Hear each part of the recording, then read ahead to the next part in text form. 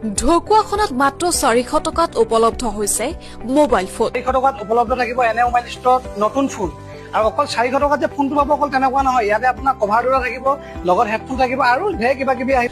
মাত্ৰ 3000 টকাৰ পৰা উপলব্ধ এণ্ড্ৰইড ফোন, 5000 টকাত আইফোন। আপোনাৰ আছে আমাৰ কোনোবাই যদি ভাবিছে অপেন বক্সত মোবাইল লওঁ বুলি, এনেকা মোবাইল ল'ব পাৰে। আপোনাৰ 2500 টকাৰ পৰা ষ্টাৰ্টিং থাকিব আপোনাৰ অপেন বক্সৰ এণ্ড্ৰইড মোবাইল। আপোনাৰ আইফোন থাকিব আমাৰ 5000 টকাৰ পৰা থাকিব আইফোন থাকিব। যিকোনো ধৰণৰ আপোনাৰ এনেকা ধৰণৰ কিছুমান আহিব ফোন, এইবিলাক আহিব আপোনাৰ 5000ত। কি লাগিব আপোনাক?